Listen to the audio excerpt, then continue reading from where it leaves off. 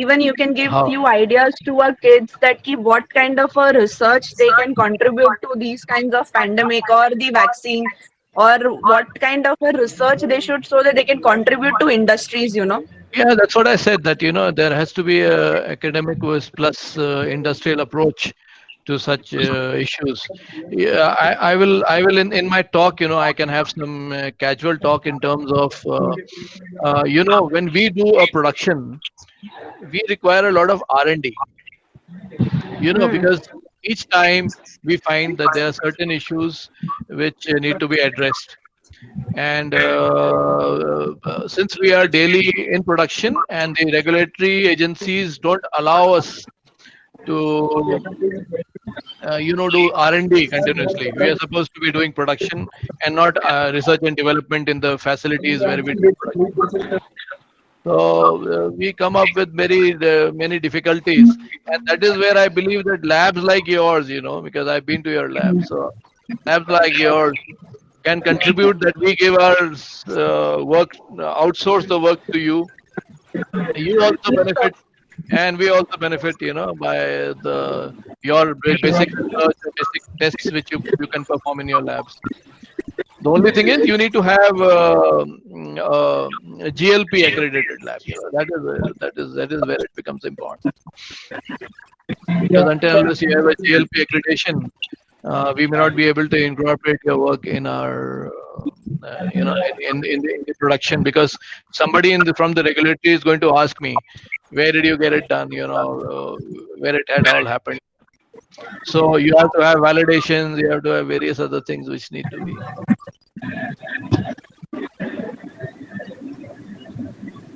Okay, sir. Yeah.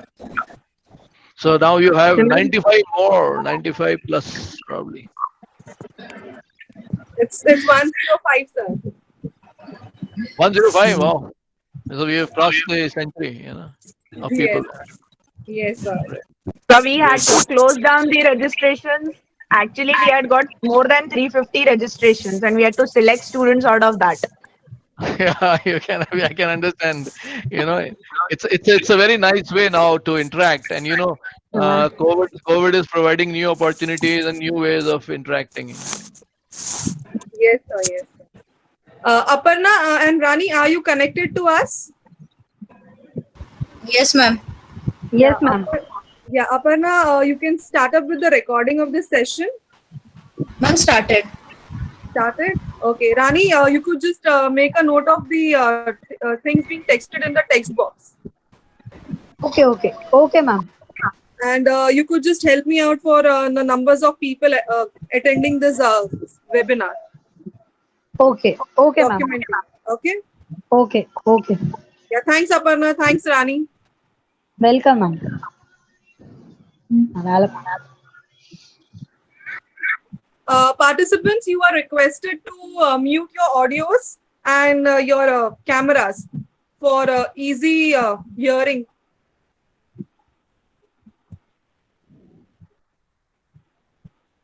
We have a small child also, Ujjwala Jaiswal, a lovely small kid who's very keen on listening to what I'm saying. Hi, Ujjwala. I can see her on the screen, and it's nice when children, have great interest in science, and and they are very. And I believe today that earlier we used to call that we are virologists, and people would say, "What is this? Which branch is this?" But Yes. I think in today's world, everybody has become a virologist. So everybody knows what viruses are and what vaccines are. So it does provide a great boost to science, and probably a lot of people will develop interest in science. Yes, sir. Yes, sir. Gagan, should I start hosting this? Yes, Simran, you can go ahead. Has Gujral ma'am joined in? Yeah, Gujral ma'am is in. She would like to speak something. Yeah, I asked madam. I think she's having some technical issues. I don't know. Ma'am, could you just unmute your audio? We would like to talk to you, madam. Gujral ma'am.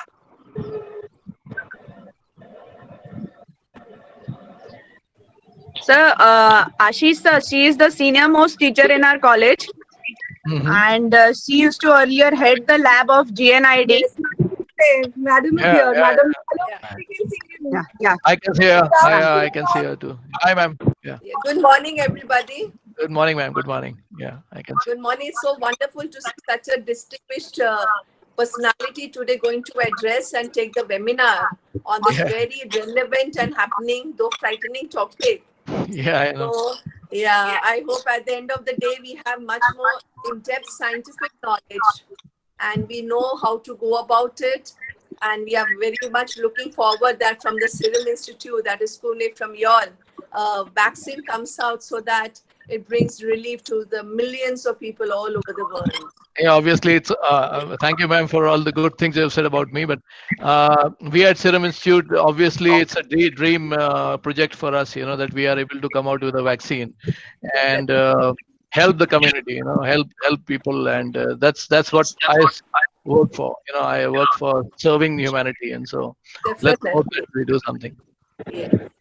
So it's wonderful seeing you, sir. Welcome to this webinar. Thank you Thank very you much, so ma'am. much. Thank you, Thank you, sir. ma'am. Thank you, ma'am. Ladies. Yes, thank you.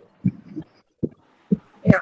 I welcome all the participants to this webinar on pandemic of 20th century, production of vaccines and role of academia in R&D. This is a talk will be delivered by Mr. Ashish Sai, who is the Additional Director, Serum Institute of India, Pune. We welcome you, sir, for the webinar. Thank you. I would Welcome. like to introduce you all to Sir. Sir has around 30 years of experience in the field of biotechnological and research. He has developed the main vaccine for the rabies at Serum Institute, which is named as Rabivax S.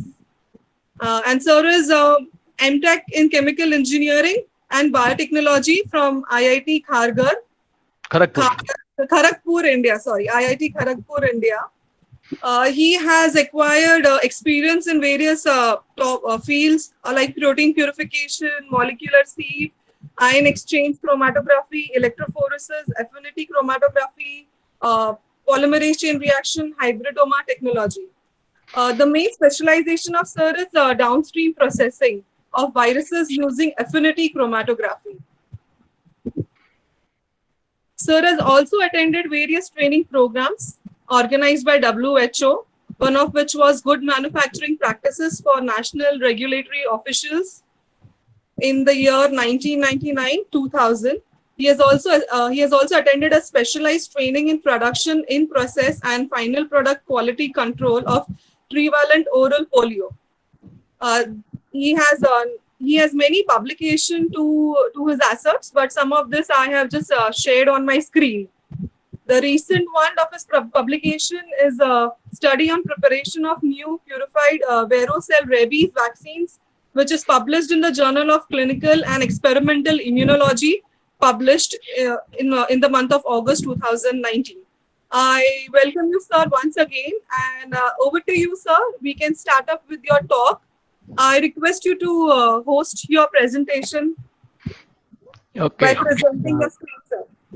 Yeah. So I will now have to say present now. Yes, sir. Then the window and pandemic. Is it the one? Is it that one? Yeah. So it should be this one, right?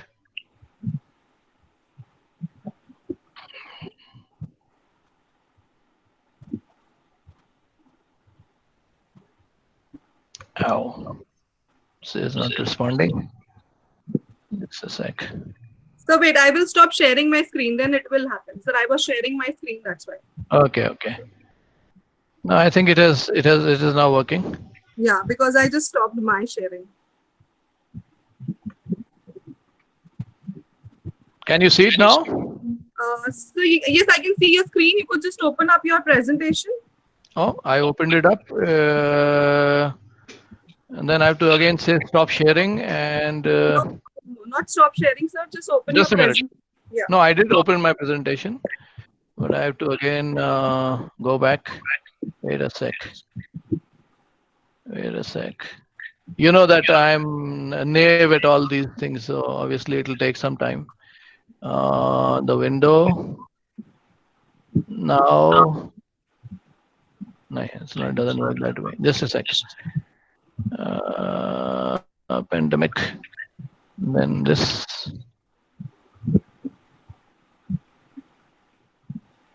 And a bit.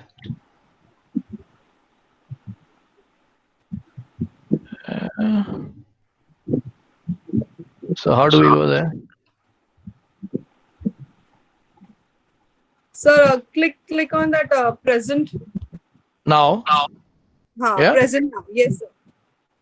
And then say the window, right? Yes, sir. But I can't still get that. It just keeps on saying this. Answer. Ow. So at the last moment, there's a glitch.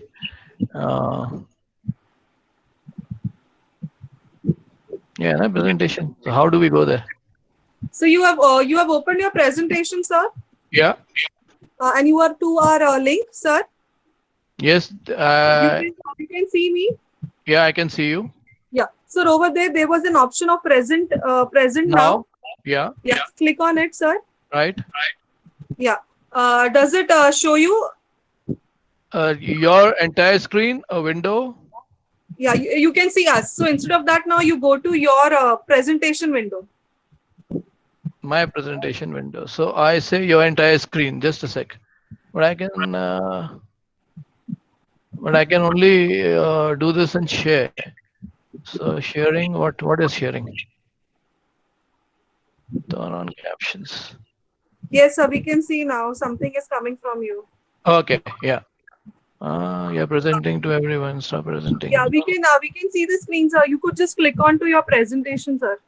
No, don't cancel that. Go to your PowerPoint below, sir. Yeah. Yeah. Yeah, open it, sir. Yes. Yes. I've we can opened see it. it, sir. You can Yes, see we it? can see it. Yes, we can see Okay. it, sir. Okay. Fine. Great. Now you can see? Yes, sir.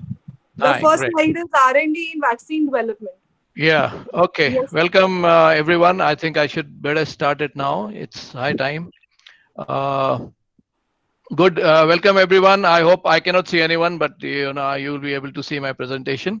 So this is a presentation on various vaccines which we produce at Serum Institute, including what we are doing recently in vaccine production and some slides on the COVID-19. Now, let me tell you that as COVID-19 is new to you, it is as new for us also.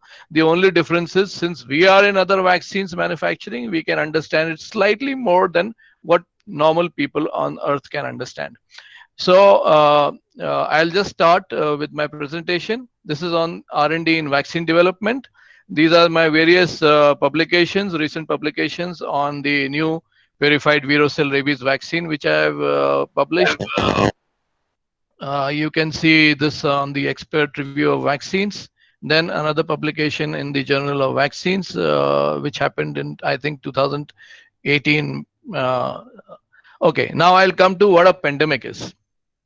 Now, as we all know that a pandemic is a global disease outbreak and can be caused by various types of organisms, microorganisms.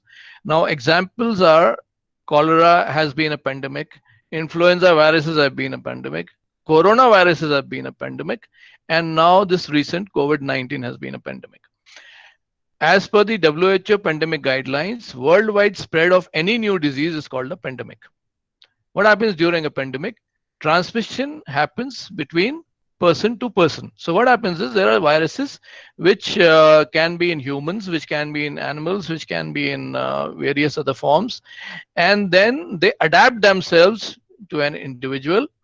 And once a human body gets that virus, it starts spreading it amongst its own species.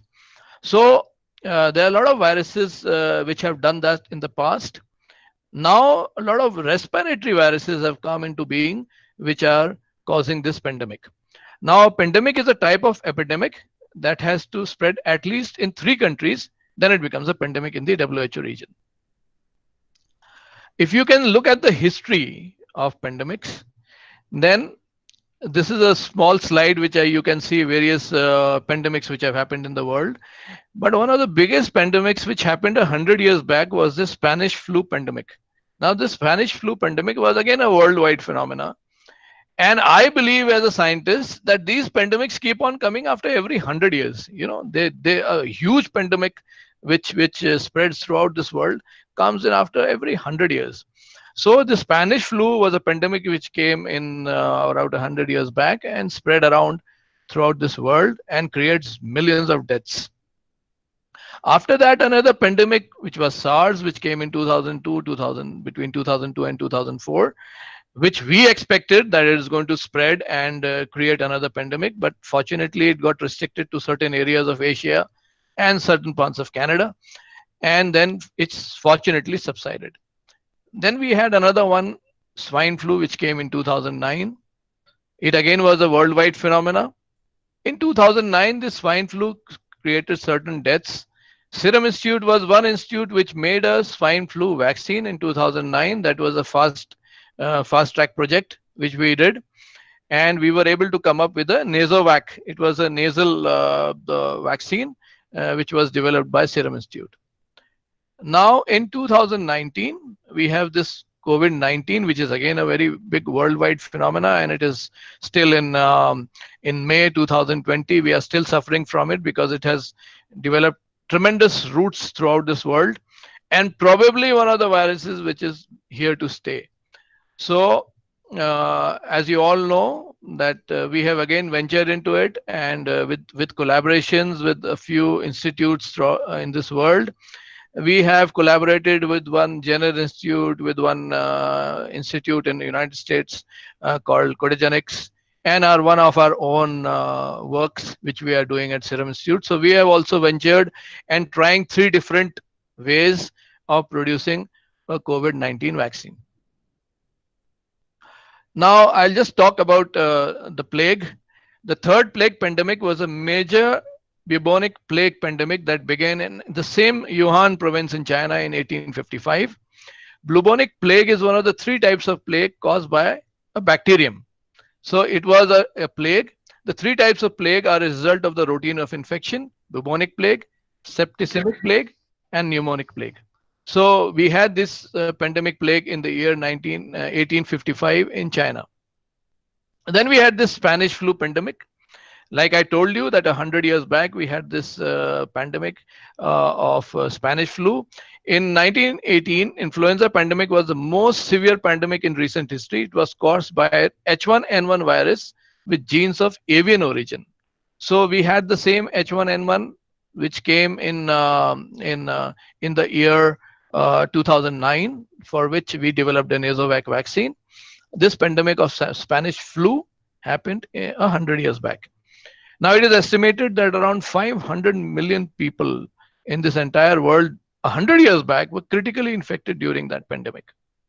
A high mortality rate was in the age group between 20 to 40 years. Findings support the hypothesis that the pandemic virus contains genes derived from avian-like influenza virus strain, and that the 1918 virus is the common ancestor of human and classical swine flu H1N1 influenza viruses. So we believe that the swine flu which happened in 2009 had its origin in that same virus, which is very well known as the Spanish flu pandemic. By the summer of 1990, the flu pandemic came to an end, and all those who were infected either died or probably developed immunity. As you know that most of the viral diseases, what happens is that finally people either develop immunity because of infection or through herd immunity.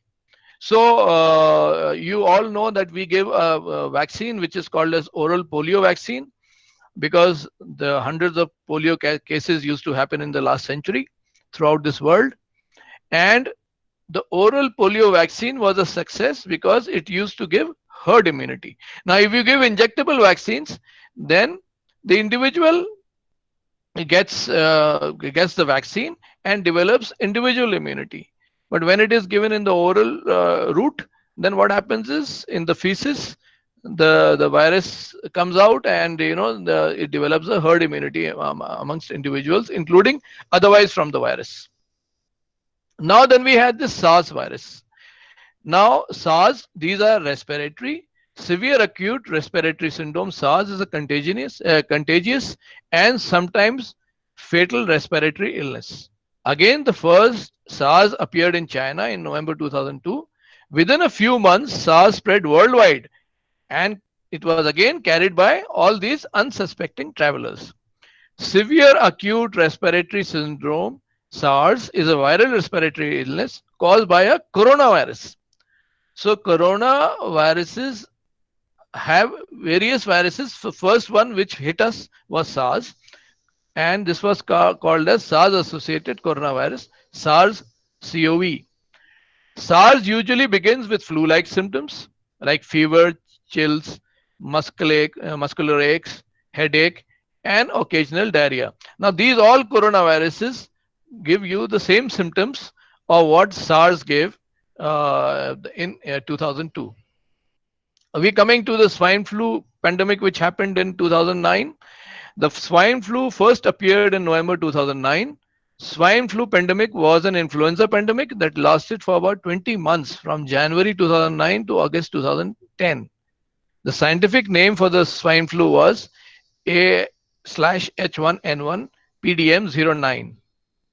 The virus was first identified in Mexico in April 2009. The virus was a seasonal flu that circulated each winter. So now each winter we have this H1N1 infections also. The first cases of the flu in India were found in Hyderabad airport on May 13th. Now a drug called as Tamiflu was made available in Indian market for the swine flu initially. In the year 2009, flu pandemic influenza vaccine was developed by Serum Institute to protect against a pandemic. So you can see below the vaccine which was developed, which is a nasal vaccine. This was how the plunger would push it into your nose, and this was the adapter, and this was the Nasovac vaccine which Serum Institute developed. Now I'll talk something about the COVID-19 pandemic. Now the COVID-19 pandemic is caused by a severe acute respiratory syndrome coronavirus 2. It is called as SARS-CoV-2. The outbreak, as you all know, has been identified in Wuhan, China in December 2019. The virus is primarily spread between people during a close contact, often via small droplets produced by coughing, sneezing, or talking.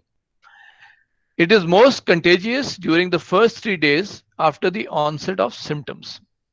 The first case of COVID-19 pandemic in India in Kerala state was reported in January 30th, 2020. So between December, when the outbreak happened in China, it was just a sheer coincidence that I was also traveling to China during that time. But fortunately, I understood that there is going to be some pandemic of COVID is spreading, so I restricted going there. And so we had this happening in India in January 2020. Now many COVID-19 vaccines are under development. As you know, there are more than 100 people working with different vaccines throughout this world. So it is not that only Serum Institute is working or many companies in India are working, but at least I believe that 100 people are working on various projects and claiming that they are coming up with some vaccine. Now, some antiviral drugs which are under development to protect against the pandemic COVID-19 have shown promising results in a small group of COVID-19 patients. Now, those results, while prove that the experiment drug effectiveness taking on new coronaviruses. Now, human coronavirus. What is a human coronavirus? Coronaviruses are positive sense, single-stranded RNA viruses. There are 7 types of coronaviruses known to infect humans. CoV-229E, HCOV-0C43, the 2 coronaviruses discovered in early years caused common cold. So these were the coronaviruses we used to cause common cold. The other 5 coronaviruses lead to more severe respiratory tract infections, which can potentially be lethal. Since 2000, there has been three major worldwide health crises caused by coronavirus. In 2003, the SARS outbreak. In 2012, the MERS outbreak. And 2019, the COVID-19 outbreak. So these all have happened because of the coronavirus. The outbreak of coronavirus COVID-19 is yet another wake-up call for all the biomedical community to make serious efforts to understand the biology of this virus and find ways to protect and treat infections. Now, these are the various human coronaviruses, and its history. I can just go ahead with this slide. I have talked about the coronaviruses. Now, I will like to tell you something about vaccines. Because everybody is looking forward to a vaccine against COVID-19 or coronaviruses. Now, what are vaccines? Vaccines are proteins, polysaccharides, or pathogenic nucleic acids that are used to stimulate immunity to eliminate or weaken pathogens or pathogenic products. In other words, vaccines are biological preparations that help to acquire immunity against certain diseases. Vaccines can be both prophylactic and therapeutic. So, we have monoclonal antibodies which are used as therapeutics, and we have rabies or polio vaccines, which I make, which are used as prophylactic. The administration of vaccines is called vaccination. Vaccination is the most effective method of preventing infectious disease. Now, I would just like to add a small sentence here. We have a strong anti-vaccine lobby. Fortunately, it might have become underground now when this COVID has come, because they have understood the importance of vaccination. So, fortunately, people now understand that vaccination is a very important thing. It prevents you, if you take a vaccination and you get a vaccine dose. There are so many of them available. If you look at the Serum Institute website, you will know how many vaccines do we ourselves make. They help you in preventing from the infectious disease. Now, the various routes of infection. We have live attenuated vaccines. Now, the route of delivery of live attenuated vaccines are injectables, orals, and nasals. So, we have injectable vaccines, live attenuated like rabies, like measles. Then we have oral vaccines like OPV, and we have nasal vaccines like Nasovac. The live attenuated vaccines, which are injectables, are measles, mumps, rubella, dengue also we have, varicella also we have. Then we have live attenuated oral or nasal vaccines like OPV and influenza. Then we have inactivated vaccines like rabies and injectable polio vaccine. So polio vaccine comes in two forms. One is oral polio vaccine. It's an easier and simpler route of giving. Strains are different. The oral polio vaccine is a Sabin strain, and IPV till date is a Salk strain vaccine. Now, vaccine development. I will tell you that vaccine development is a stupendous, difficult task. Otherwise, I always say, if vaccine would have been so easy to make, it would have become a cottage industry by now, because everybody knows that vaccines are so important to take. So vaccine development is a very long, complex process, often lasting 5 to 10 years. I am not saying that it will discourage you by saying that it will take more than 5 and 10 years to make a vaccine, because of various regulatory procedures. We cannot give vaccines to people and then allow them to die. So, because it is not necessary that all vaccines may work. So why it takes 5 to 10 years? Because there are various regulatory procedures through which we have to show to the Drug Controller of India or any drug controller of or Food and Drug Administration that the vaccines which we are preparing has gone through various safety tests. Now, often lasting 5 to 10 years and involving a combination of public and private involvement.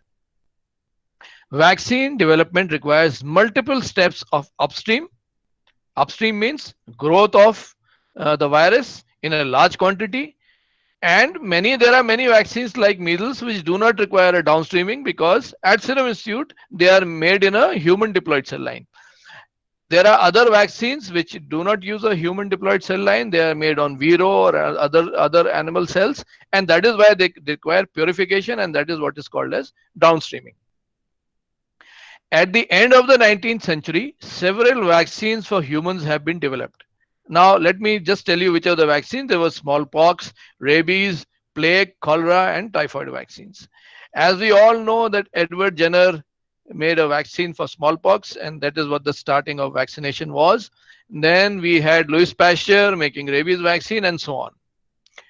Vaccines make a big contribution for improving the quality of human life. So again, I'm coming back to the same thing, that we must get our children vaccinated as much as possible. We know that a lot of people get their children vaccinated, but there is a certain group of people which always say, does it really, do the children require so much of vaccination? Is it good for a child, etc., etc.? I would also recommend that most of the vaccines which are in the immunization program in the country should be given to the child. Now, development and approval times are therefore lengthy, and the entire process is very costly. Okay. Rapid response to pandemic diseases and implementation of vaccine manufacturing in developing economies is always a challenge because of the economics involved. So everybody cannot keep on developing a new vaccine, because crores of rupees gets into developing a vaccine, and it may work or it may not work finally in humans. Now, the R&D strategies in vaccine development. We have to first see which is the choice of vaccine we want to develop. There has to be a marketing research to find out what is the which vaccine does really require to be in the market, because finally it is a commercial aspect has to look into. Then we have to look into what other competitors are doing. There may be hundreds of other competitors already there and making a vaccine. So necessarily, we will not necessarily get into that competition until unless it gives you good revenue. So a marketing research has to be done and to check how many competitors are there. Now, requirements in a vaccine development. So what are the requirements you need to have? You need to have a subject expert, a person who knows the subject. You need to have an R&D area with a GMP facility. You know why good manufacturing practices are necessary? Because as soon as your material which you have developed has to go into humans, it has to be developed in a facility which is approved by the Food and Drug Administration as a GMP facility. Now, I have also included a slide of academia with a GLP facility. Now, what does that mean? What it means is, when we do an R&D on in a GMP facility, we are generally interested in producing the vaccine, in producing the virus, in producing whatever we inactivated, attenuated, whatever viruses we produce. But how to estimate it? How to develop certain tests which give you a perfect way of knowing how much virus is present. There, the institutions can play a role where we can have a GLP facility, good laboratory practices are existing, and that can help us in, outsourcing our work to these labs where they can do a fast track work, and we need not spend much time on testing. We continue to produce, and the academics people who are well versed with various testing methodologies or various ways how to test a vaccine can help in. Now, this is a small slide which I added in it. Now, selection of strain and host cell. So this we have to work with the subject expert, that which is the best strain. I will tell you about strains. Strains, could be that in a particular country, a particular strain is the cause of the disease, and another strain may not be prevalent in that part of the world. So if you use the wrong strain, you can come up with a vaccine which doesn't give you any immunity. Then the host cell line. Now, the host cell line, why it is important is, I will tell you. When we make measles vaccine at Serum Institute of India, we use a human diploid cell line, because then we don't require purifying the vaccine, because cells, whatever protein, whatever other impurities come in the vaccine, they are human in origin. But when we use vero cells, which is monkey in origin, we need to purify certain impurities, which are like DNA, which are proteins, which may not be very suitable to be injected into a human.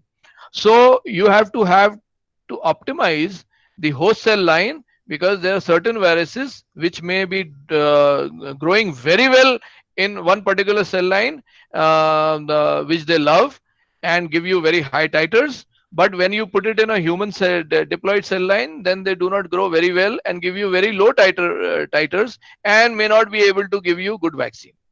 So it is a combination which the subject expert needs to understand and work on. Then we need to have a selection of the process for development. I will come on the different slides of the selection of the process, of how the processes are selected. These are the various pictures we have put. The subject expert defines an Einstein, and then we have people working in labs. Then this is a rabies virus, because we work on rabies, so we have put a rabies virus internal structure here. These are the various upstream flasks in which we can grow. Then we have certain plates. And this is a small description of upstream fermentation, downstream processing, of how a production process should look like. Now, process development. So we have process selection, host cell line adaptation, which means the virus needs to get adapted to that particular cell line. Then the applicability of the downstream processing, which are the various downstreams you are probably going to use, whether it is going to be ion exchange, which is going to be affinity chromatography, whether it is going to be sieve exclusion chromatography, which are the various other ways which you are going to do to purify your virus or your vaccine. Then what is important is you have to add certain stabilizers and excipients, so that it is, sometimes they are bulking agents and sometimes they are agents which help in the stability of the vaccine. So stability of a vaccine is also very important, because it needs to have a shelf life. It needs to have at least 2 years, 3 years, 4 years of shelf life, so that if it's a lyophilized product, then it has a higher shelf life. If it is a liquid product, it will have a lesser shelf life. Now this also, you have to see what are going to be the process yields. Now the process yields are more in terms of commercial value. When it comes to institutions which are run by government, then process yields are definitely going to play a role. But in a private institution, process yields are extremely important, because this is where the revenue is generated. Now I'll give you the phases in vaccine development. The phases are, so first is that we need to explore what we require. Then we do something and do preclinical studies on them. Preclinical studies are generally done on animals, which includes maybe mice, rats, the rabbits, guinea pigs. So these are preclinical studies performed on them. They are generally done for safety studies. Then you do the clinical development. In a clinical development, what you do is that you start injecting the vaccine in humans and trying to see whether the humans develop antibodies. So clinical studies are generally divided into phase 1, phase 2, and phase 3. I would not like to go into all those details of clinical development, because that's really not my subject. But you would have to do clinical studies which take a very long time, maybe 3, 4, 5 years, to come up that yes, your vaccine is stable, it is safe and efficacious. Then you have to have regulatory and review approval. So what happens is, in between the clinical studies, you need to be along with the regulatory bodies to give your data, submit your data, and get regulatory approvals for various stages of the development of the vaccine. Now manufacturing. What happens is, after you get all your regulatory approvals on your clinical studies, then you think of manufacturing the vaccine at a much higher level, on a commercial level. And then you have the quality control tests also developed. These also go through the regulatory pathway, where you manufacture, test the vaccine, and it is approved. Now, what is important is shortening the time of discovery of vaccine candidates, production and clinical development, ensuring that vaccines reproduce an appropriate native antigen. The immune response induced is of the adequate strength. So these are all the challenges which are there when you are making a vaccine. Now I'll just come to various types of tissue culture containers which are used in the manufacturing of any vaccine at a commercial level.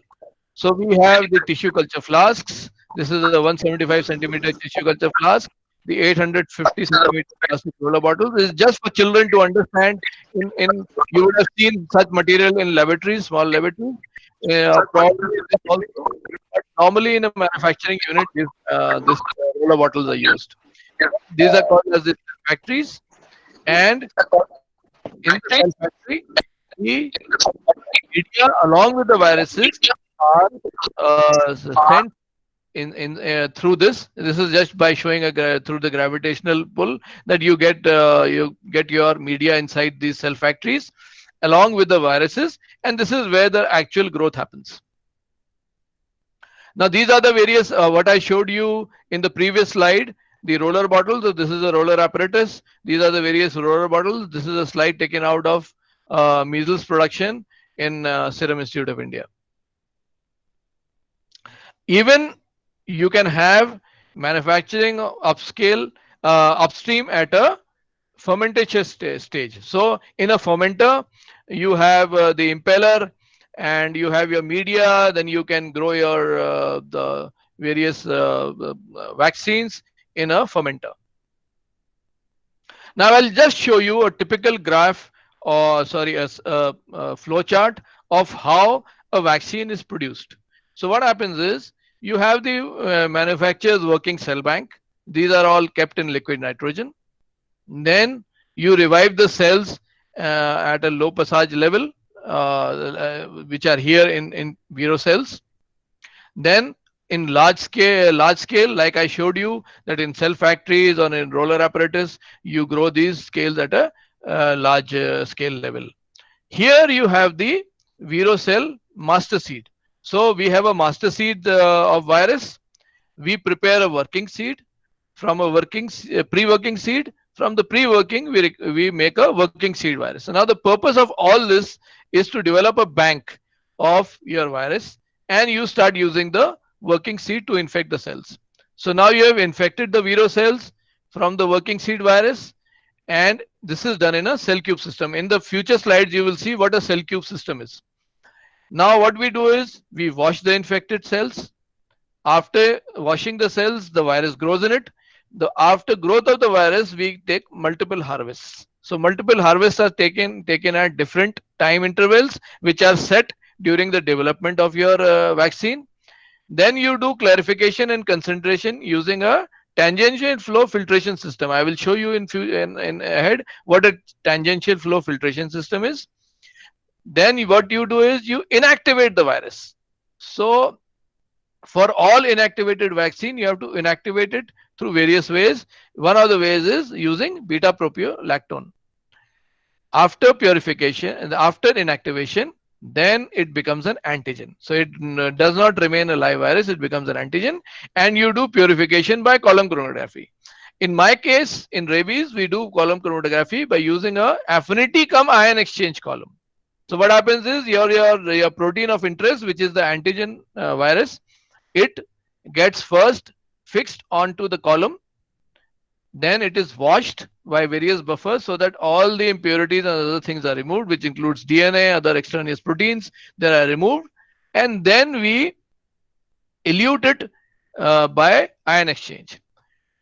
After that, we get our antigen, which is dye-filtered again to remove all the salts in it, concentrating using TFF and clarified. Now this clarification happens using certain micron filters, which could be 0.45, 0.22, such micron filters, so that you get a clarified antigen as a purified rabies antigen, which is our final vaccine. So this purified rabies antigen, this is stored at 2 to 8 degrees centigrade. This is called as a final bulk, and this final bulk is then filled and lyophilized to give us a final product. Now these are the various stages. This is the cell in the cell culture area. These are the various sections in my rabies department.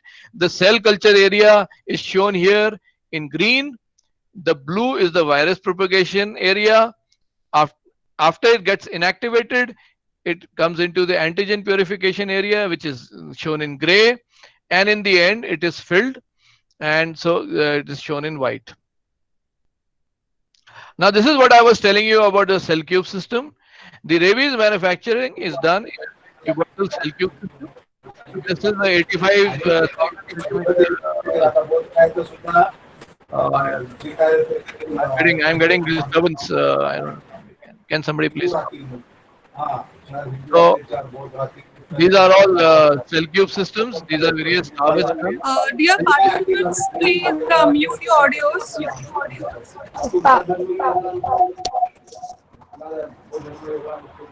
Please, can somebody mute his audio? Mr. or Miss Priya, please mute your audio. Okay. So we have this is a tangential flow.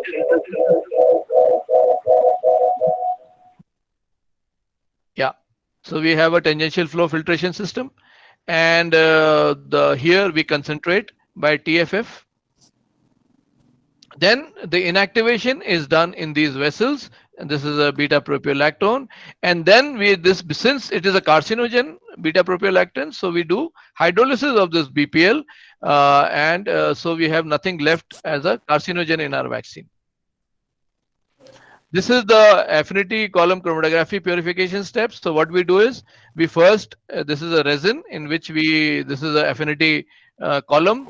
This is a resin in which the antigen is bound. So what we do is we do an equilibration of the column, load, then wash it, and then elute to get a beautiful peak of our purified rabies antigen. Now I'll come to the end of the slide. These are the upcoming projects at Serum Institute. As we all know that COVID-19 is the in thing today, and we are having various projects of developing 3 different types of vaccines at Serum Institute. So we have one COVID-19 vaccine which has been developed by Jenner Institute and Oxford Vaccine Group at the University of Oxford in England. And now what will happen is they will provide us the virus or the antigen, and we will manufacturing at Serum Institute. A chimpanzee adenovirus vaccine vector developed at Oxford General Institute has been developed.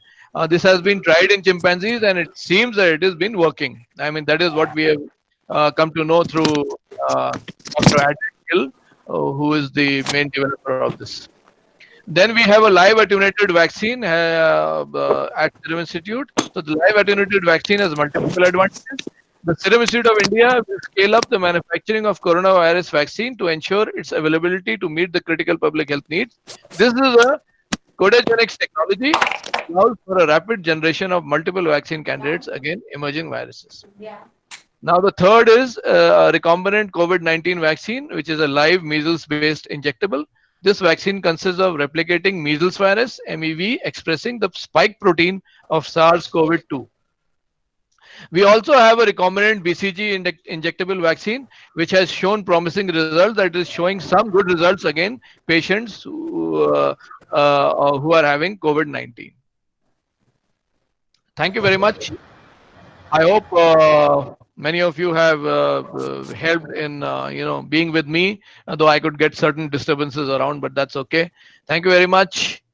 I hope people have understood what I've tried to say. If there are any other questions, people can please come up. Yes, sir. You can stop sharing this. Okay, so I will have to escape and go out of this. Yeah, I can see you now.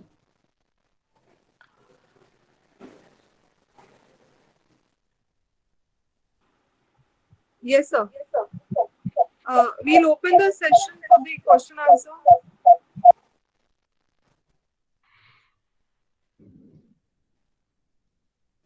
So I hope it was informative. It was somewhat informative. I, Hello, sir. yeah, Gaganjot. It's definitely informative. I think some technical issues are there with Simran because she is going to ask you few questions which Yeah. our audience are going to have put up in the test box, sir. Okay. Simran, can we have those questions? Simran, we can't hear you.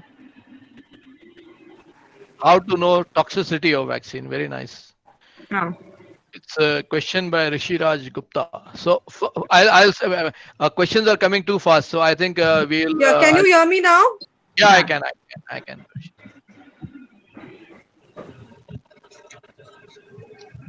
So there is one question that how do you check the toxicity of the vaccine? Yes, very nice question. So Yeah. that is the first and the foremost, most important aspect when we manufacture a vaccine. I'm getting a lot of disturbance. Yeah. So what happens is when you are preparing or developing a vaccine, you you test it in rabbits, in rats, in mice, and check the toxicity of that vaccine. Okay. Then what I showed you of a preclinical study. In the preclinical study, once you have frozen your vaccine process and you have come out with a certain small amount of vaccine,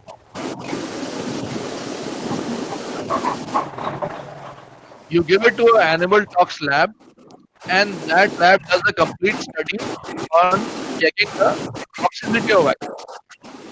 So preclinical study is done. Until unless the preclinical study of animals is done, it never goes into a human study, which is a clinical phase 1 study.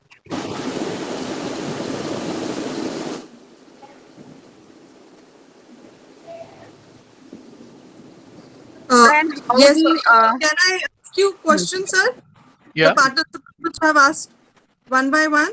yeah, Yeah, the first question is with respect to herd immunity. Herd immunity. How does the herd immunity works in cases of oral vaccines yeah. and not in an intravenous or intramuscular vaccines? Okay. So in a oral vaccine, the vaccine is given orally. It is given through the mouth. So it passes through your gut and in the feces. So what happens is that during that the virus spreads in the community, because it passes through the feces, and through the feces it passes and it spreads into the air, and from there it is possible that if it is an it's a live virus. So it's a live attenuated virus. It provides herd immunity to all those people which are surrounding you. So this is the role. Like, I've given you an example of oral polio vaccine. That in oral polio vaccine, when it is given in slums, then what happens is that the faces of the people, of the children, it provides herd immunity to the others. Now the disadvantage of it is that children who are have a poor immunity, they can develop vaccine related disease. That is a small disadvantage of a live vaccine. So there is one more question. Do we have any coronavirus vaccines from earlier? At Serum Institute, we do not have any coronavirus vaccines as of today. I mean, earlier also, did we ever develop? We never got into coronavirus vaccine till date. So till date, we do not have any vaccine against MERS or SARS uh, or any other. No, we have a swine flu vaccine, but it was not a coronavirus, right? So we do not till date have any other vaccine on for coronavirus, as far as my Sir, knowledge goes. Yeah. yeah, sir, another question to you. What if mutants are developed for virus? Can same vaccine work? Can you repeat your question, please? Yes, sir. What if mutants are developed for virus? Yeah. Can same vaccine work on it? I will tell you this. This is a big issue. What happens is, why we don't have a vaccine for common cold, for example? Why don't we have a single vaccine for influenza? Because what happens is these are respiratory viruses which mutate every year. Every 6 months they mutate, and they have a different genetic makeup. So whatever influenza vaccine we made in the last season doesn't work on the virus which has got mutated and has a different genetic sequence. So that is why we make seasonal flu vaccine. Now there's a huge debate which is going on because the regulatory agencies take a lot of time in giving you approval for new vaccine. And so what Okay. happens, each time the influenza virus changes its genetic sequence, after every 6 months there is a new virus. And by the time you have got only approval for the old genetic sequence virus. So that may not work on the new mutated viruses. So that is why it is very difficult to have seasonal influenza vaccines. Each time we have been requesting government to give us approvals on a fast track so that we come up with a vaccine very fast. At the same time when we have the virus in public. Yes, sir.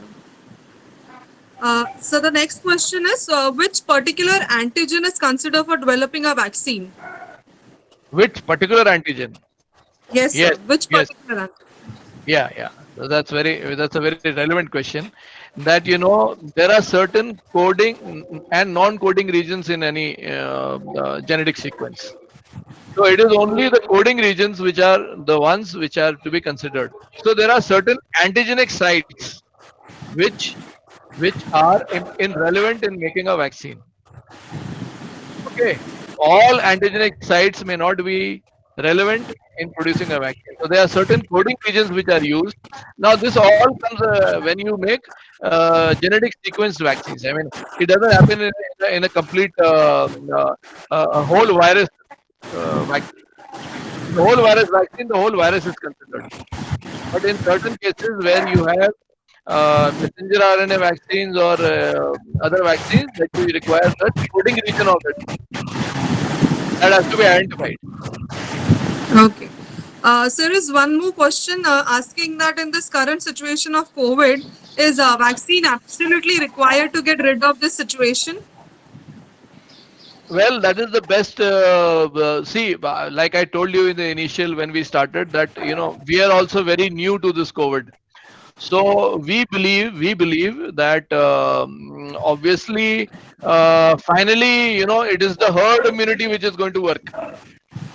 But since this vaccine, this disease of COVID is a respiratory disease and very contagious,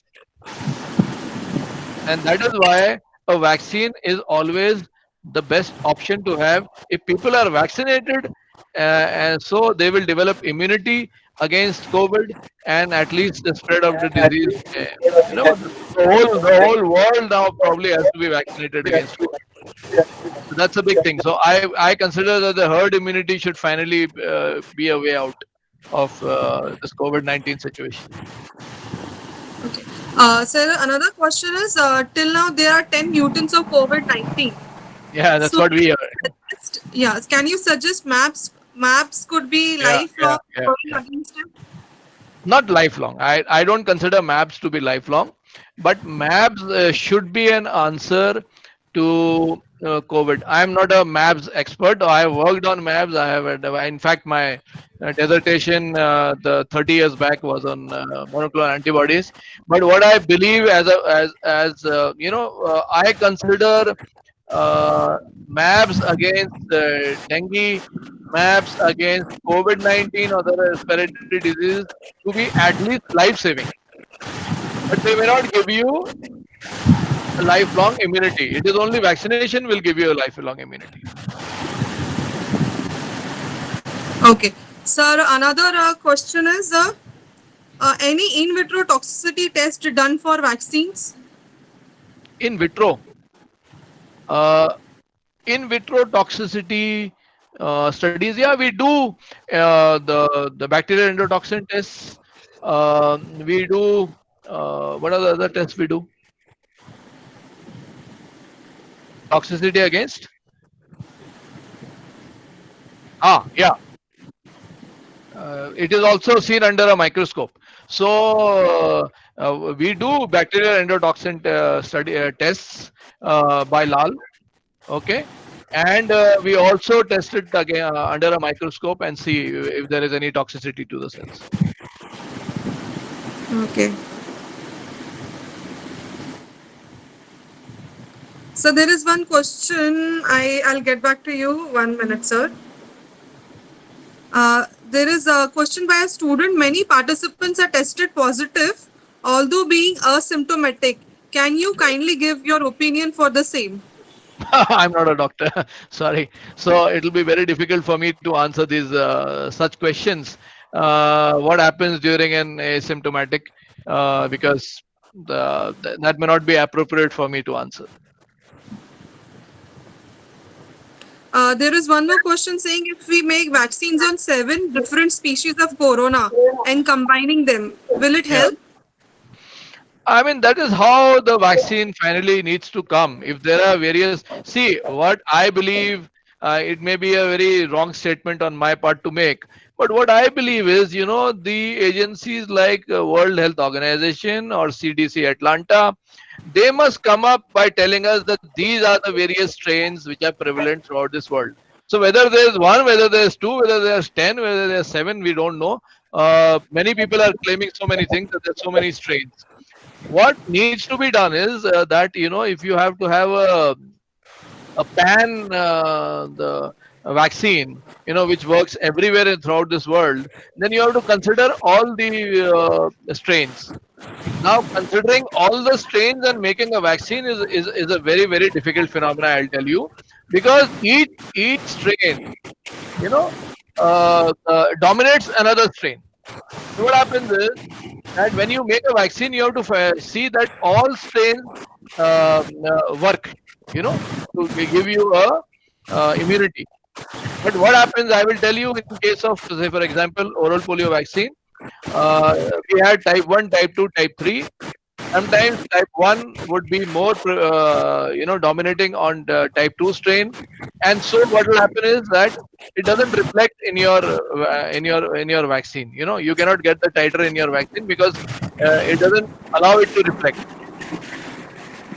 So if you have many different type of strains which we believe are there, then it will become a bigger challenge to make a vaccine again.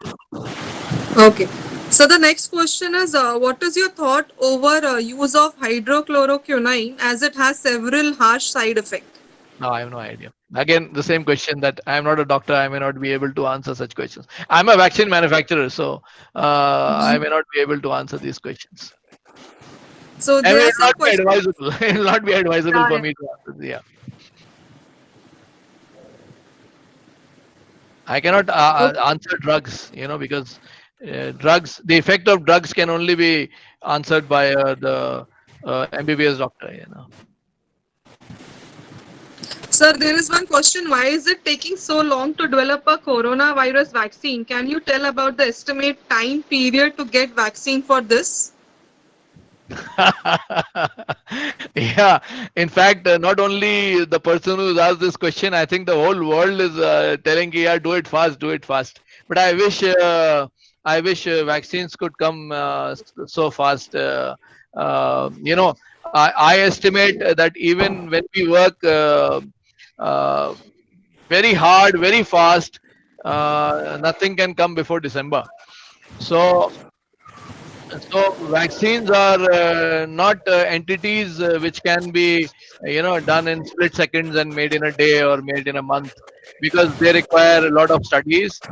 They require a lot of toxicity studies to be performed. See, people should not die by what you make. See, it may not give you immunity, but people should not die. That is the first goal of the government. So, a lot of data has to be generated, it has to be presented, approvals have to be taken. All these things take time. The government is trying its level best to do it as fast as possible. Very fast track approvals are being given. In fact, if we apply on day one, we get an approval on the same day itself, which is unheard of. So obviously, there are fast track approvals for all vaccines which are being manufactured today. I strongly feel that government institutions should play a bigger role in coming out with a vaccine, because then vaccines may come much faster. Yeah. So there is one question. The Ayush Ministry of India is promoting arsenic Yeah, album 30. yeah. Can it act as a prophylactic till vaccine is developed? No, again the same answer, that again I'm not the appropriate person to answer that. But if studies are done, there are studies which are done that plasma, if it is given, it helps. We all know that plasma does help because it may contain antibodies against it. So these are various options which are used. I will tell you something which I feel again. That we claim that our BCG vaccine may help. Now I'll tell you, all respiratory diseases, the respiratory viruses will call respiratory disease. The respiratory disease would include pneumonia, tuberculosis, such sort of symptoms, because you die of the secondary infection. Now, if you have drugs and vaccines against these secondary infections, they will obviously help. So if you have anything against respiratory diseases, they are bound to help. And that is why young people are said that they are not so vulnerable as old people, because you know that in old people, their lungs become weak. And what this coronaviruses or respiratory viruses do is they attack your lungs, and that is where you die of secondary infections. Okay. So there is one true or false type of question. Yeah, Many countries says that there is no particular vaccine because of its mutation. Is it true or false? yeah, that's true. Okay, sir. There cannot be a single vaccine, because obviously, if there are so many strains, which we already understand that they're not one single strain. Though many people claim, no, there's not much, there are hardly one or two strains. But that is why I said that this is a job of the World Health Organization or CDC to declare that these are the various strains, and then people should make vaccine against them, rather than we all developing our own vaccine and claiming that we have the strain, or we have got the strain, and other companies say that we have got the strain. So it is always much better that this is distributed like all other vaccines. It is distributed by the World Health Organization. Yeah. Sir, are there any other vaccines that can neutralize the COVID-19 virus? There could be other coronaviruses. Vaccines would always obviously help. I strongly believe. I may be a nut. I may be talking nonsense, but I strongly believe that my rabies vaccine helps you protect against many diseases. I claim that the many people in this world, they say that many other vaccines will help you against many other diseases. So vaccination is a very good thing to do. What we say at the institute is that we have a recombinant BCG vaccine which is coming up, which is really helping COVID-19 patients. And you'll be surprised that all people in Serum Institute have been given that vaccine. They are given BCG vaccine. Sir, currently, what is the role of Ayurveda playing against COVID-19?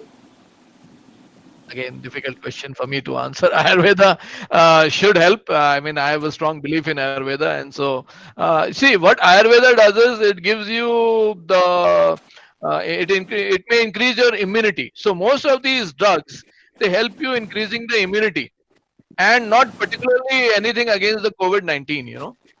So Ayurveda or any other, or maybe homeopathy. I've also taken some homeopathic drugs because somebody came and said, "Sir, if you take this homeopathic drug, it will increase your immunity." I said, "Why? Why not give it?" Question that is this So strain undergoing mutation? it could be. It could be. See, because viruses do mutate, and there is a possibility that there are mutations happening in this viruses also. And we already know that influenza mutates, and that is why each time we have a different strain. And how contagious the vaccine works, sir? Can you just put up some light on it? How contagious? Vaccines work. Contagious. But why should a vaccine be contagious? This is a question, sir. Yeah, so Uh, vaccines are not contagious. It is the virus which is contagious. So vaccines are helping you arrest a contagious virus.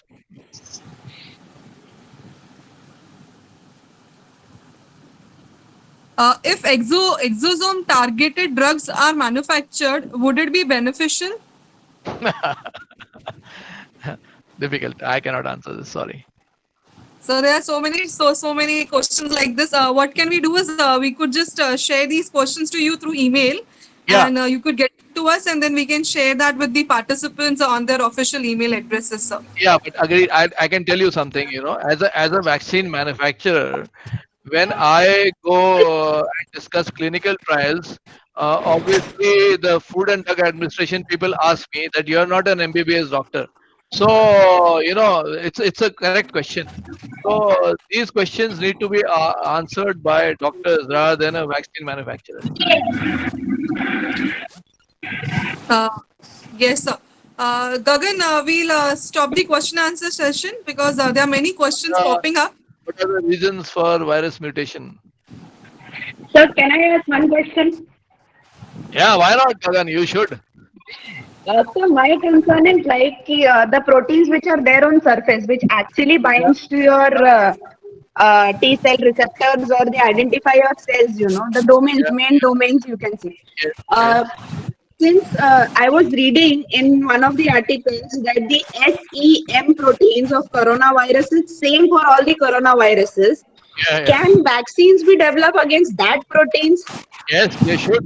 And that is what the messenger RNA way of producing vaccines is. So I think that's a very good way, and many companies in this world. I said you there are 100 people working on it. So there are many companies, and I'm sure Sanofi has an expertise on it. I am sure that Sanofi must be working on the same principle. Thank you, sir.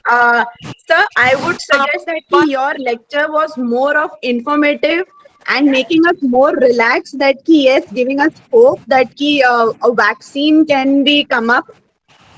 Yeah, Sir, that's was the yeah, the vaccine, and also we should request write mails to our regulatory bodies so that they can give more free hands and. So that a faster vaccine can come into the picture and help us from this so-called coronavirus COVID-19 disease.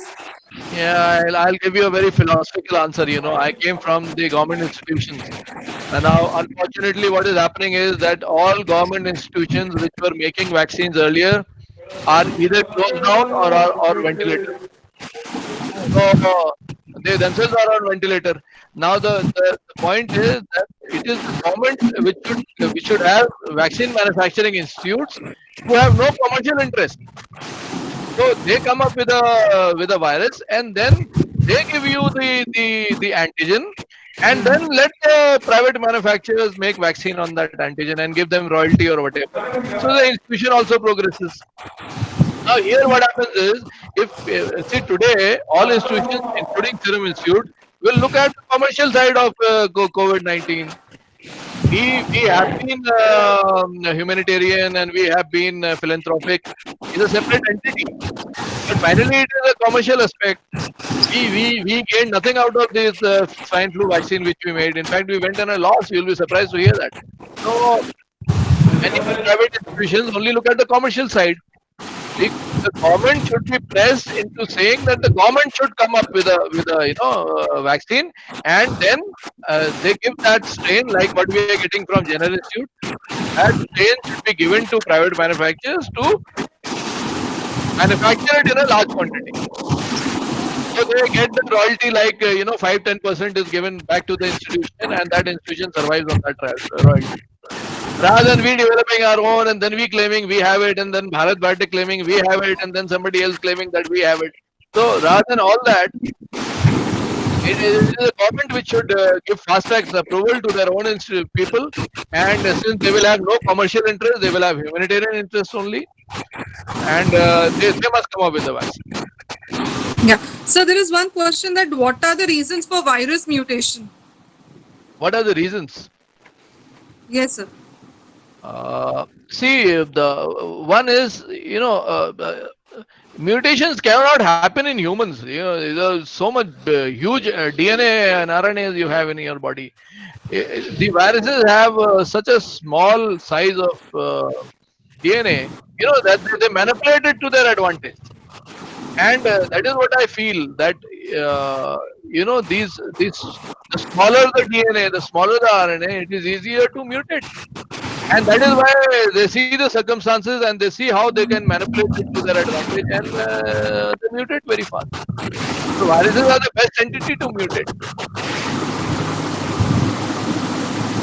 The smaller the organism, easier to mutate. Yeah. Yes. So what can be the alternative way to immunate people showing hypersensitivity to a particular therapeutic vaccine? What could be a Alternative way to immunize people showing hypersensitivity to a particular therapeutic vaccine? I'll tell you. So, see, that's what I told you, that the whole viron may be not the answer to such questions. What I told, what Gagan Jyot was saying, that the messenger RNA way of producing vaccine may be the best way of getting a very pure entity, and which may not show you toxicity against other proteins and other things which are present. Like if we make a vaccine on, say, on eggs, that we make a vaccine on on what are they called as CEC, chicken embryo fibroblast. So what happens is that many people have allergy to albumins, to avian stuff.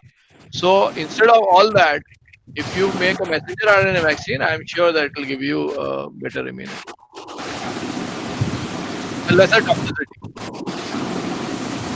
Yeah. So there is a question asking that is there a vaccine developed for SARS? And if it is developed, then can it be used for the current COVID-19? Yeah, that's how people are working on.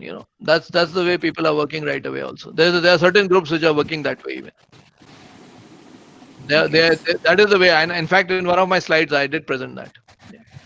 Yeah. Does coronavirus attack only humans? If it is present in animals, then they should come. They should have resistance developed for it. Yeah, that's a very academic question.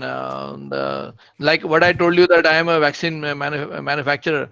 The academic question in this is that if you have in animals, so many people claim that bats, if you look at the literature, if you go into the literature, you will find there are publications which say that bats have this coronavirus. But since they flap their wings very hard, fast, and the temperatures are very high, they have somehow adapted that these viruses do not attack them. They are reservoirs for these coronavirus. So there are animals which are reservoirs, but they do not get infected by this corona. Okay, sir. Thank you so much, sir. Gagan? Yes, sir. Sir, thank you for your. I will be sharing the feedback link in the group. So all the participants are requested to fill in the feedback form. And after you submit the feedback form, you will be receiving the certificate on your email address within a short period of time. So for that, you will have to fill up the feedback form for this webinar. Great.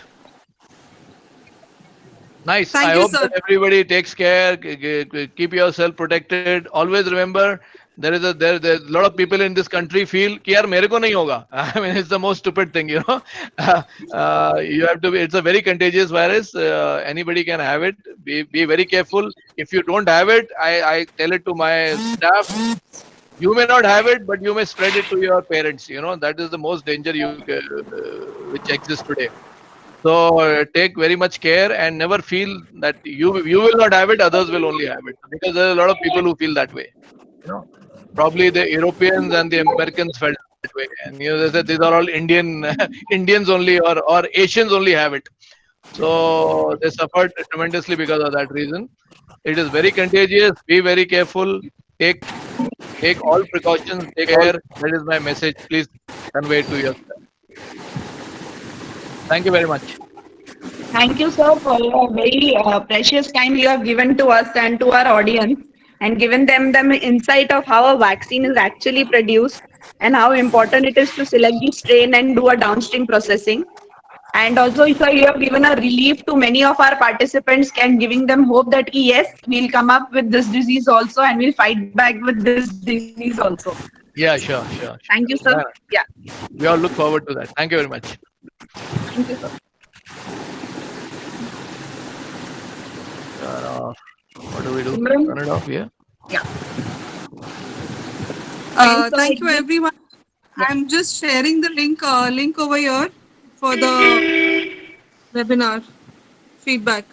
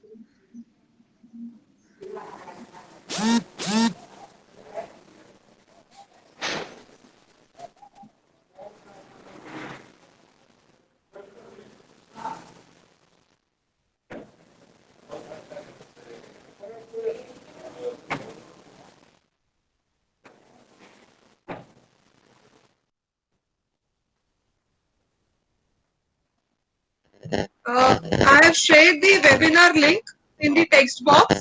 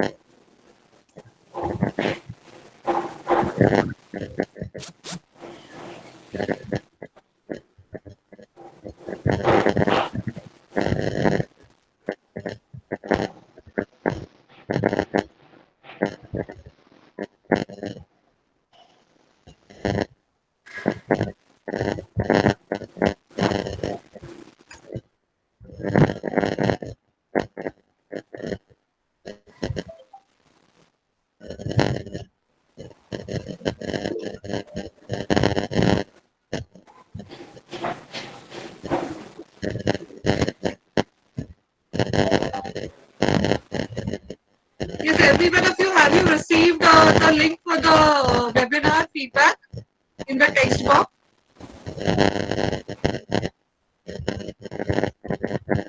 I'm sending it again.